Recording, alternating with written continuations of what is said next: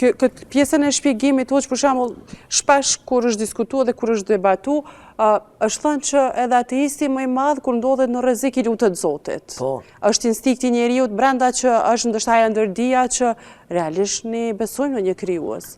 Është interesant se besimi është i ngulitur thellë në ndërgjegjen shpirtërore të njerit. Po. Nga njerë njeriu mund ta mbulon këtë fakt, ose të pretendon se ka mbulu këtë fakt, ose të sillet sikur se nuk ka nevojë për këtë argument. Por ja që në realitet është e pamundur me gjetë ateistin të kësaj bote. Çeni shembull thjesht që s'ka ateist. S'ka ateist. Çeni shembull shumë thjesht, pse s'ka ateist? Vdes njeriu. Çka thonë ata? U prefsh në paqe, ku aja paqe? Të nëse s'pas ka botë tjetër, për cilën paqe po flas mina? Pse s'pas ka përfundu hala lutja për te? Pra nëse mendon se ka marrë fund gjithçka me vdekje, pse do t'i thush pra atij të vdekurit u presh në paqe? Ku është ajo paqe? Pse po dash ka mu prej ai dikun pra, nëse ka përfundu gjithçka? Ose ku qen nga shpirti i tij pra? Pra kjo e rënon definitivisht konceptin e gabuar të tij. E ç'është buraj ateizmi hoqën përgjithësi të njerëzit, ç'u shpërnda kaq shumë? Mungesa e informacionit për të vërtetën. Po pikërisht sot për shembull kemi shumë mundësi për informacion. Po ai nuk e do informacionin. Thjesht mungesa e informacionit për të vërtetën e ka mbulu thellë në trunin e tij dhe pastaj ka kërkuar një averzion të jetës. Sepse ti nëse nuk e beson jetën, nëse ti nuk beson në Zot, ti kemi kriju një averzion të jetës. Dhe ky averzioni shpeshherë çon mes dy luginave, mes të vërtetës dhe pa vërtetës. Dhe ky jeton në hamendje, si thot Zoti në Kur'an, për ata që nuk besojnë, thotë jetojnë në hamendje të thellë. Herë kupton se me të vërtetë kjo botë do të më pas një krijues. Dhe herë mbulon këtë fakt. Dhe ai thjesht është me një siklet bege të madh. Po, kurse shpesh ne lutemi që të na udhëzoj Zoti. Po. Sidomos ne që po, jemi besimet islam. Tash, nëse nisemi nga ky parim që të na udhëzoj Zoti, ai bjen kjo disa mundën me thonë, kështu që po hoq për shembull kish mujt me udhëzu Zoti edhe personin që nuk beson për shembull.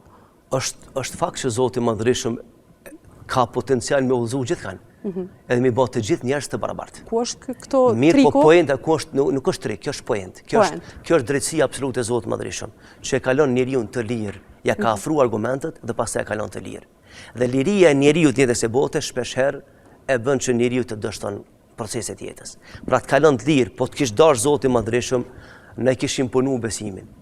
Edhe ne kishim fakte të ndryshme me pasësisht besimin. Siç ka ndodhur me pejgamberët para prak shembull, që kanë lyp popujt e tyre, kanë lyp argumente të mëdha për me dëshmuar se Zoti ekziston. Dhe argumentet ju kanë afruar. Megjithatë liria e tepërt të njeriu këtë dunjë, që ka dhënë Zoti Madhërisht vet, e bën njeriu të shmangën nga e vërteta. Sikurse në jetën e përditshme për gjëra shumë të thjeshta. Ne e dimë se rruga e vërtetë, por shpeshherë e skevojmë rrugën. Pra kështu është sepse po të mos ishte njeriu i lirë në këtë dunjë, ndoshta do të kishte pasur arsye me dhënë Zoti ma kemi punu jetën. Por ja që Zoti Madhërisht është gjykues absolut, edhe i urtë. Ai e kalon të lirë njeriu, pasi që ka afruar argumentet, ka thënë tash ti zgjedh. Dhe ky ajet në surën Insan, shumë interesant. Zoti Madhërisht thotë, ka kaluar një periudhë gjatë kohore dhe njeriu s'është përmend si diçka ekzistuar. Po flet për origjinën, është kriju toka, qejt, gjithçka dhe ti s'ke ekzistuar. Pastaj thotë kam kriju njeriu dhe kam pru mes dy rrugëve. Dhe ky tash o e zgjedh rrugën e drejtë, o rrugën e keqe, dhe kjo është përgjegjës për veprat e veta, pasi që argumentet janë të sakta, sikur në shenën në rrugë. Tregon ka unë djathtë, ka unë majtë, por shpeshherë shoferi e ndron kohën me vedije, por pasuhet janë shumë mëdha një të kësaj bote. Një përshkrim shumë interesant. Kjo po në përgjithësi hoq nëse flasim për njerëzimin edhe për fenë. Bota një shumë lufta të mëdha në emër të fesë. Po, kjo është fakt historik.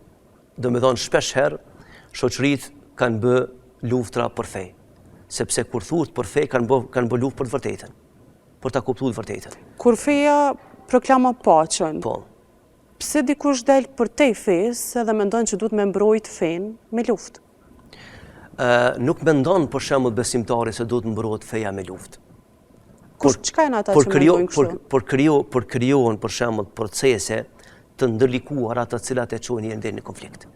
Për shembull nëse referohemi feve para islamit. Po. Dhe i gjejmë se jehudët kanë bërë një betejë të madhe mes vetëve. Përgjakshme, po. Qindra vjet. Mos më thon 1000 vjet.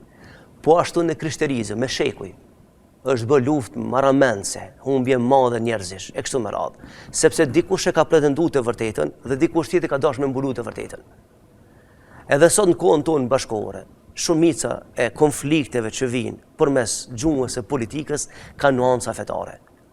Pra, vetë njeriu, vetë politika aktuale, merr nuanca nga feja dhe don me shty proceset e fesë në emër për shembull të demokracisë. Në realitet e ka për qëllim favorizimin e një feje kundër një feje tjetër.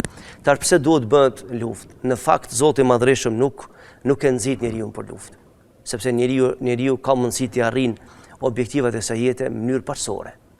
Por a është e mundur që gjithherë njeriu të jetojë në paqë?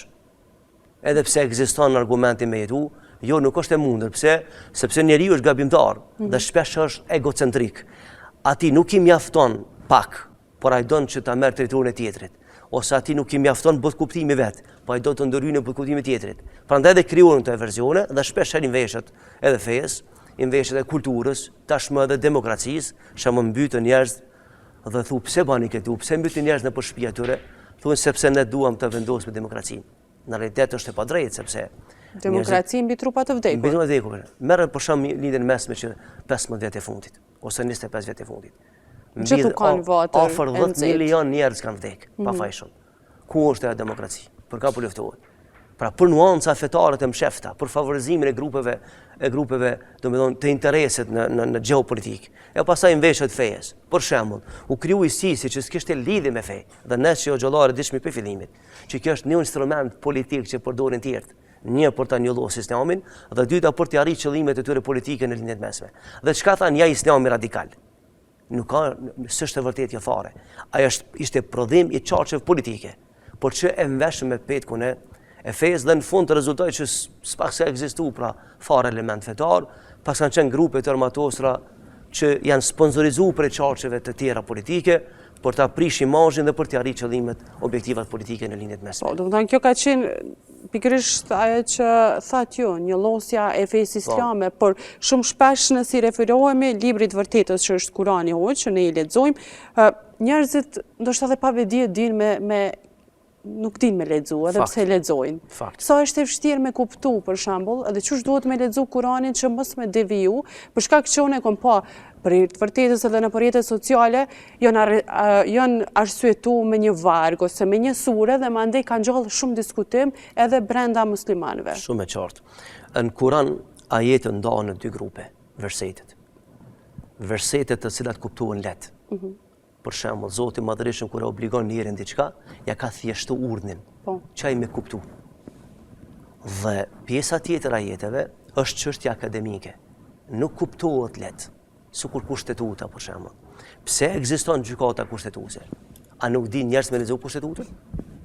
Apo do të më ekzistojë një grup i juristave në kuadër të një institucioni që bën interpretimin e kushtetutës? Kurani është libër që ka zbrit kushtetutë në një farë forme. Edhe padyshim se po, vetëm që ka doktrinën e besimit. Kushtetutë e jetës. Padyshim.